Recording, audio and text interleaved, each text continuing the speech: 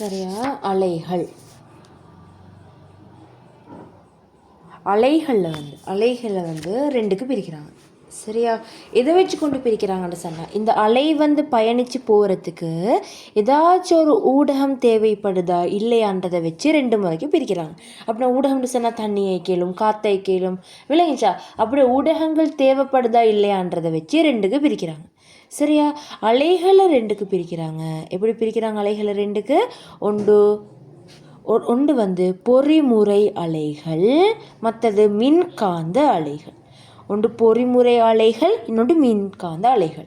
இந்த பொறிமுறை அலைக்கு செல்றதுக்கு ஊடகம் தேவை.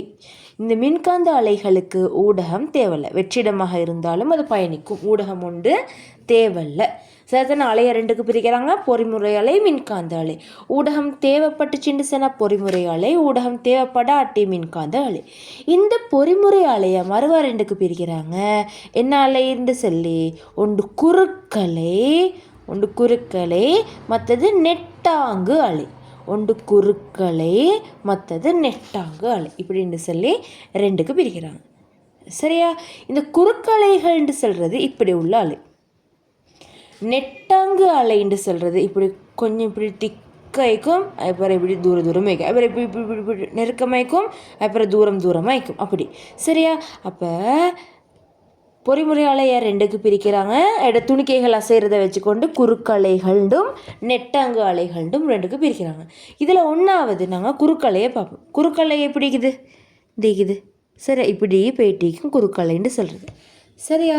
இந்த குறுக்கலைகளுக்கு இந்த உச்சிக்கு செல்வது, இந்த மேலே உச்சிக்கு செல்கிற பெயர் வந்து என்னது? முடின்னு சொல்கிறது. இந்த துண்டுக்கு சொல்கிறது வந்து தாலி. இதில் உள்ள பகுதிகள். சரியா? ஒரு முழுமையான அலைன்னு சொன்னால் இவ்வளோ. இதுதான் ஒரு முழுமையான அலை. மேலொரு அரைவட்டம், கீழொரு அரைவட்டம். இதுதான் ஒரு அலை. இப்போ பாருங்கள், இப்படி இருக்குது. எத்தனை அலைகள் இருக்குது? ஒன்று, இங்கேருந்து இன்னொரு அலை, ரெண்டு அலைகள் இருக்குது. விளங்கிச்சா? அப்போ இப்படி மேலொரு அரைவட்டம், கீழொரு அரைவட்டம் வர மாதிரி இருந்தால் அது ஒரு அலை.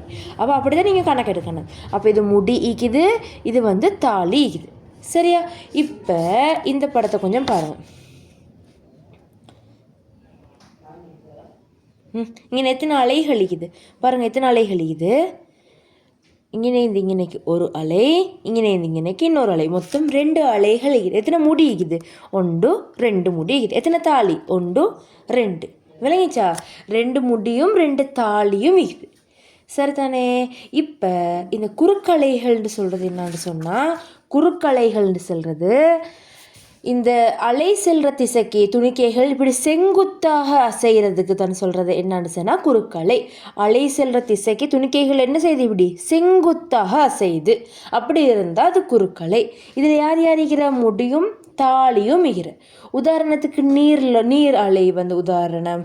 அடுத்து வந்து இந்த கயிறில் கயிறுண்டலை இழுத்துட்டு பொருளை பிடிப்போம். அப்போ அதெல்லாம் வந்து இதுக்கு உதாரணமாக சொல்லலும். சரிதானே? அடுத்தே வந்து இந்த குறுக்கலையில் இன்னும் கொஞ்சம் பாயிண்ட்டை பார்த்துட்டு நெட்டாங்கலைக்கு போவேன். என்னான்னு சொன்னால், உங்களுக்கு இப்படி ஒரு படம் தந்திக்குது. இந்த ஒரு அலை, இப்படி ரெண்டு அலைக்கிற மாதிரி ஒரு படம் உண்டு தந்திக்குது. சரியா? இப்போ உங்களுக்கு இங்கே இடப்பெயர்ச்சி, சரி, இடப்பெயர்ச்சி வரைஃபுண்டு தந்திக்குது. இடப்பெயர்ச்சியும் தூரத்துக்கு உள்ள இடப்பெயர்ச்சி வரைஃபுண்டு தந்திக்குது. சரிதானே? இப்போ வந்து உங்களுக்கு இப்போ இந்த இடம் வந்து 10ன்னு சொல்லி தந்திருந்தால், இப்போ உங்களுக்கு கேட்குறாங்க இந்த அலையோட வீச்சம் எவ்வளோன்னு சொல்லி. வீச்சம்னு சொன்னால் இந்த அலை வந்து அடைந்த உச்ச இடப்பெயர்ச்சி. பாருங்கள், இங்கே எந்த உச்சத்துக்கு போயிட்டுக்குது? இங்கனைக்கு. அப்போ உச்ச இடப்பெயர்ச்சி என்னது? 10. வீச்சம்னு சொல்கிறது, வீச்சம்க்கு ஏன்ற எழுத்தை பாவிக்கிறது. வீச்சம்னு சொல்கிறது இந்த அலை அடைந்த உச்ச இடப்பெயர்ச்சி. எவ்வளோ மட்டும் போயிட்டு? உச்ச அளவு 10 தான், அதுக்கு மேலே போயிட்டு இல்லை. அப்போ வீச்சம் வந்து இங்கே 10.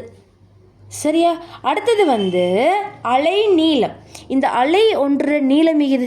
இந்த அலை ஒன்று நீளம். இந்த அலை ஒன்று நீளத்துக்கு அலை நீளம்னு சொல்கிற, அதுக்கு லெம்டான்ற குறியீட்டை பாவிக்கிற. இது ஒரு அலை. சரியா? இந்த அலையிட நீளம் லெம்டா. ஒரு அலை நீளத்துக்கு என்னது குறியீடு? லெம்டா. இதுக்கு சொல்கிறது லெம்டான்னு சொல்கிறேன்.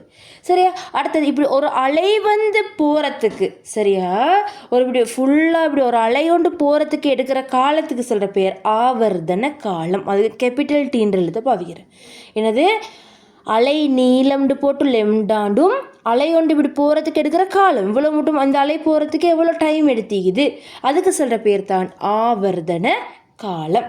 அடுத்த பாயிண்ட் வந்து மீடிரன். மீடிரன் சொல்கிறது என்ன? மீடிரன் சொல்கிறது என்னதுன்னு சொன்னால் இப்படி இப்போ ஒரு நிமிஷத்தில் இப்படி நிறைய அலைகள் போயிட்டிக்குது. இப்போ மீடிரன் சொல்கிறது ஒரு நிமிஷத்தில் எத்தனை அலை போயிட்டிக்குதோ அதுதான் மீடிரன். ஒரு நிமிஷத்தில் எத்தனை அலைகள் பாருங்கள். உதாரணத்துக்கு இங்கேருந்து ஸ்டார்ட் ஆகுதுன்னு வை, இங்கேருந்து அப்போ இங்கே 1 சரியா 1 2 அப்படி தான் நீங்கள் அலை இப்படி வந்தால் ஒரு அலை. அப்போ அப்படி மொத்தம் ஒரு நிமிஷத்தில் எத்தனை அலை போயிட்டிக்குதோ அதுக்கு தான் சொல்கிறதுன்னா மீடிரன். மீடிரனுக்கு குறிக்கிற எழுத்து எஃப். சரிதானே? என்ன சொல்லி தந்தேன்? குறுக்கலை இதில் வந்து முடிகளும் தாளிகளும் காணப்படுது. இது இப்படிங்கிறது தான் ஒரு அலை. இந்த ஒரு அலை நீளத்துக்கு என்ன குறியீடு? லெம்டாண்டு பாவிக்கிறாங்க. இந்த அலை போகிறதுக்கு எடுக்கிற நேரம், ஒரு அலை ஒன்று ஆட்டுறதுக்கு எடுக்கிற நேரம் ஆவர்த்தன காலம், அதுக்கு டீன்ற எழுத பாவிக்கிறாங்க. ஒரு நிமிஷத்தில் அப்படி ஒரு நிமிஷம் இல்லை ஒரு செகண்டில் எத்தனை அலை போகுதோ அதுக்கு என்ன சொல்கிறாங்க? ஒரு செகண்டில் போகிற அலைகளோட எண்ணிக்கைக்கு சொல்கிற பேர் தான் மீடிரன். ஒரு செகண்டில் எத்தனை அலைக்குதுன்னு சொல்லி என்று சரி எத்தனை அலை வந்திக்குதுன்னு சொல்லி பார்க்குறேன். அதுதான் என்னது? மீடிரன். இப்போ வந்து இந்த கதியை எப்படி பார்க்குறேன் பொதுவாக? சரியா, கதிக்கான சமன்பாடு என்ன பொதுவாக? கதிக்கான சமன்பாடு தூரத்தின் கீழ் நேரம். இங்கே தூரம்னு சொல்கிறது இந்த அலையோட நீளம் தானே. இத்தனை தூரமாக நாங்கள் அளக்குறோம். சரியா, இதில் வந்து தூரம்னு பார்க்குறலே நாங்கள் அலையோட நீளம்னு தான் பார்க்குறோம். அப்போ தூரத்துக்கு பதிலாக அலை நீளம் வரும். நேரத்துக்கு பதிலாக ஒரு வார்த்தை பார்த்தோம் ஆவர்த்தன காலம், அதுக்கு பதிலாக அதை போடுறேன். இப்போ அலை நீளம்க்கு லெம்டான்றதும் ஆவர்த்தன காலத்துக்கு டீன்றதும் மறுவா கதிக்கு என்ன எழுத்து பாவிக்கிறேன்? வீன்றது பாவிக்கிறேன். விளங்கேஷா? இப்படி பாவிக்கிற. அடுத்து வந்து டி. இந்த ஆவர்த்தன காலம்ன்ற சமன்பாடு வந்து 1/கீழ் எஃப் போட்டுக்கோங்க. 1/கீழ் எஃப்ன்னு சொன்னால் 1/கீழ் மீடிரன். அதுதான் ஆவர்த்தன காலத்துக்கான சமன்பாடு. அவ்வளோதான். சரியா? இப்போ நாங்கள் என்ன பார்த்திக்கிறோம்? நாங்கள் இங்கே கதிக்கான சமன்பாடு என்னது? கதிண்ட வி லெம்டாவின் கீழ் டி கதிக்கான சமன்பாடு. சரியா? இப்போ எங்களுக்கு இந்த டீட சமன்பாடு என்னது? 1/கீழ் எஃப். சரியா? இது ரெண்டையும் சேர்த்து இன்னொரு சமன்பாடுன்னு சொல்லிடும். வி சமன் வேகத்துக்கு எஃப் லெம்டான்ற சமன்பாடு தான் வேகத்துக்கு மெயினாக பாவிக்கிறோம். சரியா? நீங்கள் நினைவு வச்சுக்கோங்க. இந்த வி சமன் எஃப் லெம்டான்ற சமன்பாடையும் டி சமன் 1/கீழ் எஃப்ன்றதையும் நினைவு வச்சுக்கோங்க. மார்க் பண்ணிக்கோங்க. டி ஆவர்த்தன காலம், எஃப்ன்றது மீடிரன். வீண்டு சொல்கிறது கதி, எஃப்னு சொல்கிறது மீடிரன். இது வந்து என்னது? அலை நீளம். உதாரணத்துக்கு ஒரு அலையோட நீளம் வந்து 4 மீட்டர்ன்னு சொல்லிக்குது. உங்களுக்கு மீடிரன் வந்து 5 ஹெர்ட்ஸ்ன்னு சொல்லிக்குது. சரியா? 5 ஹெர்ட்ஸ் மீடிரன் அளக்கிறது ஹெர்ட்ஸில். அப்போ 5 ஹெர்ட்ஸ்ன்னு சொல்லிக்குது. இப்போ உங்களுக்கு வேகத்தை கேட்குறாங்க. வேகம் என்னது? இங்கே 4 20. வேகத்துக்கான அலகு என்னது? Metre second -1. இதெல்லாம் போட தேவை, அதெல்லாம் கணக்கெடுக்க வேணும். சும்மா நினச்சிக்கோங்க. 20 மீட்டர் செகண்ட் -1. அவ்வளோதான். விளங்கிச்சா? இதுதான் குறுக்கலைகளில் உள்ள பாயிண்ட். பாருங்கள், இன்னொருக்கா சொல்கிறேன். அலைகளை 2க்கு பிரிக்கிறாங்க. என்னத்தை? செல்றதுக்கு ஊடகம் தேவையா இல்லையான்றதை வச்சு. எப்படி? ஒன்று பொறிமுறை அலை, மற்றது மின்காந்த அலை. இந்த பொறிமுறை அலையை மறுபா 2க்கு பிரிக்கிறாங்க. எப்படி பிரித்தாங்க? பொறிமுறை அலையை குறுக்கலைண்டும் நெட்டாங்கு அலைண்டும். இந்த குறுக்கு அலைண்டு செல்வது இப்படி உள்ள அலை. சரியா? இப்படி உள்ள அலைக்கு சொல்கிற பேர் தான் என்னது? குறுக்கலைன்னு சொல்லி. அப்போ நான் என்ன சொன்னேன்? இந்த குறுக்கலையில் யார் குறுக்கலை என்னது? இந்த அலை போகிற இந்த அலை இந்த பக்கத்தில் போகுது. ஆனால் துணிக்கைகள் எப்படி அசையுது? இப்படி செங்குத்தாக அசையுது. அப்போ அலை போகிற திசைக்கு செங்குத்தாக அசைஞ்சால் அது என்னது? குறுக்கலை. இங்கே முடியும் தாலியும் காணப்படும். சரியா?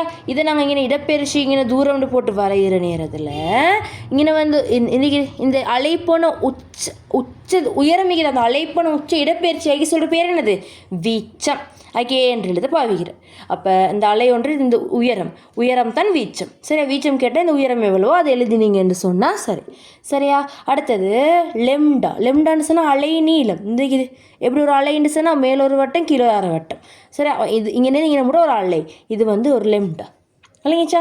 அடுத்தது இப்படி இந்த ஒரு அலை போகிறதுக்கு எடுக்கிற நேரத்துக்கு என்ன பேர்? ஆவர்த்தன காலம், டீன்னு சொல்கிறது பாவிக்கிறேன்.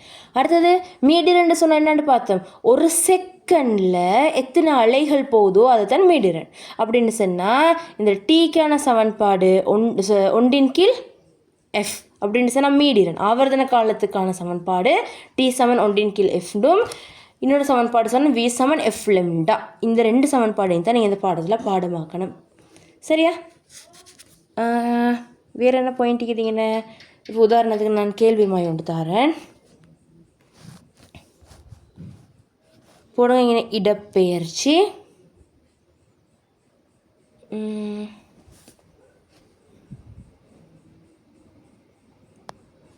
இப்படி ஃபுல்லாக இப்படி 2 வாரமே வரைஞ்சிக்கோங்க இது. சரியா? இப்போ 1வது கேள்வி எழுதிக்கோங்க.